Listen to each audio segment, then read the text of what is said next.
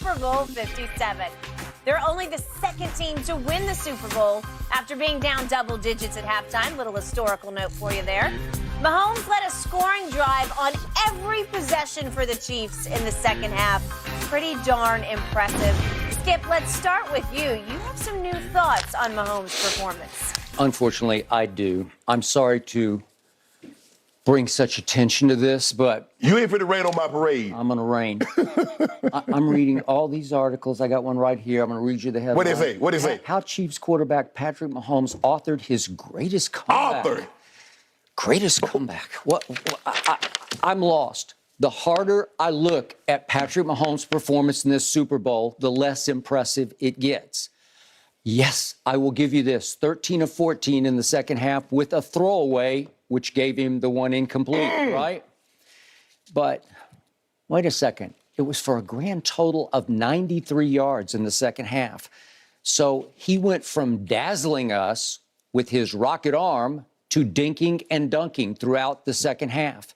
That's what he took. His longest completion was 14 yards in the second half. Okay. His longest for the entire football game was 22, which was in the first quarter to Kelsey in obviously the first half.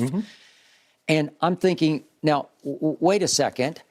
He didn't exactly set the desert night on fire with his rocket arm on this occasion, right? And I first guessed this. I told you that going into the game, the Eagles' defense is a flawed liability. That Eagles defense gave up 40 to Dak Prescott on Christmas Eve at Dallas, 40 points. And I said, I don't trust it at all. However much Patrick has the ball, he should do damage every time he has the ball. And he did a lot of dink and dunk damage in the second half. And I do give you this. He did not make one mistake. And I have questioned him time and time again for trying too many globetrotter trick passes.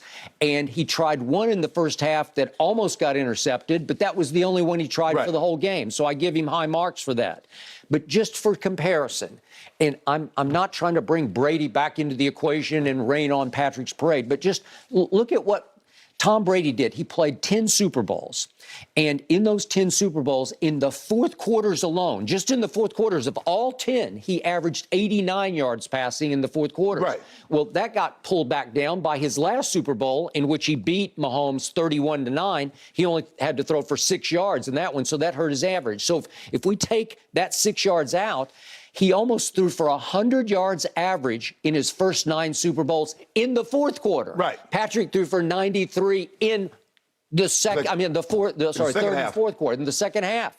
Wait a second. So Brady averaged 97 in the first 10, and Patrick threw for 93 in the second half. It's not that impressive to me.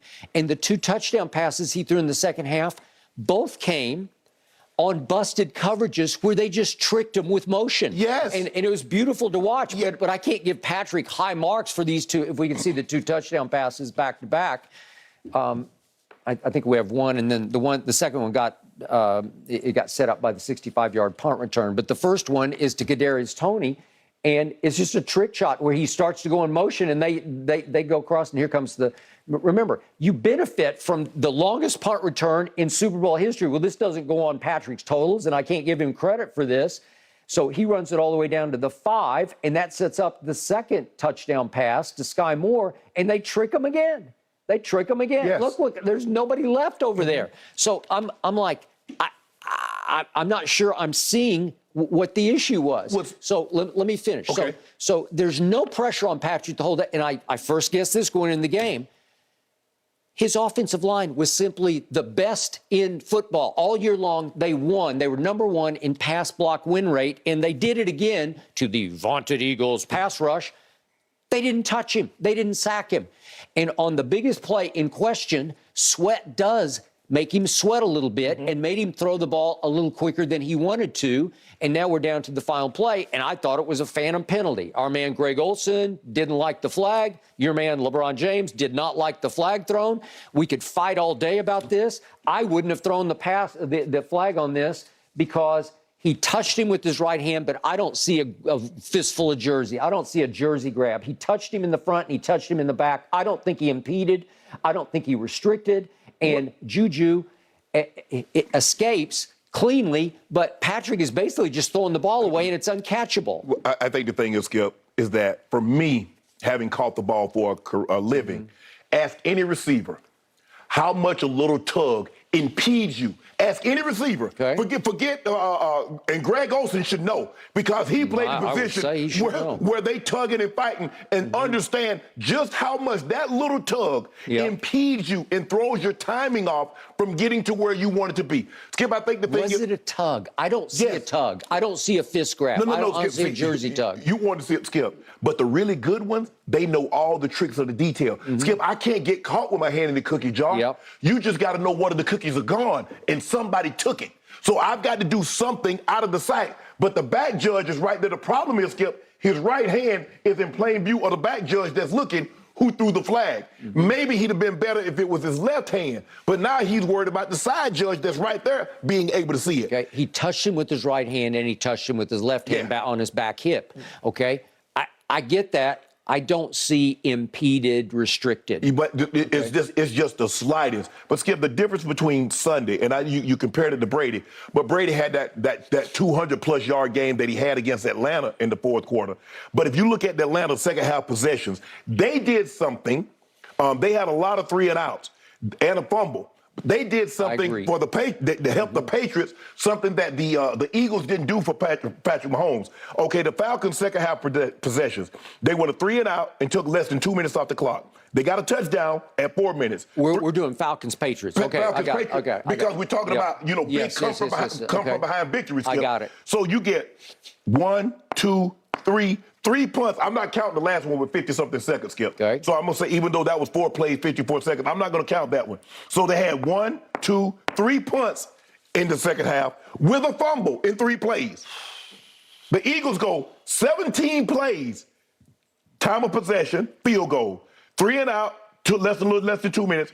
8 plays, 4:07, end of the game. You see, they did something that the Falcons didn't do, which was eat clock. Skip, they had, 25 plays. So they had 28 plays in 3 drives. 28 plays. The Falcons had 1, 11, 14, 17, 23. They had 27 plays the second half. The Eagles had 28 plays, Skip. They had 28 plays in 4 drives. In 3 drives. Okay, I got it. But remember, in that game, you can argue that defense wasn't very good either. It was way overrated, the Atlanta Falcons. Yes. But Brady throws for 246 just in the fourth quarter and the overtime. Right. Well, it's hard to fault that, and you come back from 28 to 3 down. But also, Skip, and the same thing happened. Brady threw a pick 6. They were doing a great job of getting. See, the thing was, the Patriots weren't eating time of possession in the first quarter, so in the first half, like the Eagles were, because they were snapping the ball. Every single snap was under 5 seconds. Some of it, Skip, there was 2 seconds, 1 second. They got to delay a game one time because they were like, we've got to possess the ball. We want to minimize Patrick Mahomes when he do get on the field. Well, I first guessed that. I said it's the only way to beat him. But I said, well, you better be good. You better be able to get him on the ground because he's not going to need a whole lot of time. The offense from the Chiefs, what we've known to love about Patrick Mahomes, Skip, it used to, when he had Tyreek, Skip, they could hit you from 70 or 80 in the blink of an eye. All right. They can't do that anymore. So they have to nickel and dime you. They have to dink and dunk. And think about it. MVS, the guy that had a career game in the championship game, didn't catch a pass. He threw him one in the first half, and they were on the wrong page because it looked like he was open, and Patrick went way back shoulder left, and the ball just hits the turf because nobody's home. I think what happens, Skip, is that he lines up tight. Patrick is saying, okay, you lined up tight, but I need you to get width because he's throwing it like a go ball, which is normally in the West Coast offense is 42 and 4. 42 yards deep, 4 yards from the sideline. Yep. So I'm expecting, Skip, I don't care where you lined up at, but I need you to get to that point. Okay, so I got it. And so Skip, I think when you look at Patrick Mahomes and you look at what he had to do, Skip, touchdown, touchdown, touchdown, field goal. Skip, any drive that doesn't result in a touchdown, they lose the game. Okay. Little known fact. In the second half of that Super Bowl the other night, the Kansas City Chiefs ran for 119 yards. Patrick added to that total with the last big run. Right. But 119, and I first guessed this. I told you Pacheco would be the best running back on the field, and he just was. Yeah, I don't know what happened with Sanders, though, Skip. I don't know. Sanders was good, Skip. He was good all year. He's a Pro Bowler. Yes. I never loved him. I never, when I am against them, he doesn't strike fear in my heart. We've had him on the show. He's a great kid. Right. But I don't know if he's a big-time back. Gainwell kind of preempted him a little bit, started to beat him out a little bit. Okay? But and not to cut you off, Skip, but when you look at what Mahomes did, can you make a case right now come playoffs? He's a top 5 quarterback come playoffs as far as come from behind. Okay, you like, obviously, Brady resume speaks for itself. Yeah. Joe Montana, John Elway, because we've seen the drive. We've seen him author a lot of comebacks in the playoffs.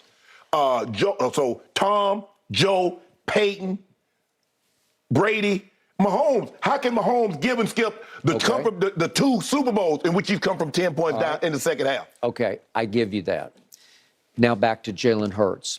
I told you I can't remember a better, certainly for a first-timer in this game, he a was better sensational. losing quarterback performance. And what just rips my heart out, and the more I thought about it last night, there's one turnover in this game, and it's created by Jalen Hurts on himself. He self-destructs. He loses the handle. If we could see this play. It's freaky. He's switching hands, and he loses his grip on the football, and he gets double jeopardied because it bounces right to Bolton. And it could have bounced anywhere. It could have bounced to an Eagle. Instead, I lost the football. And the thing is, Skip, look at it's not like a kicking ball, Skip, because you know those kickers' ball, they're real shiny. There's no glaze on that ball, so I'm just trying. It was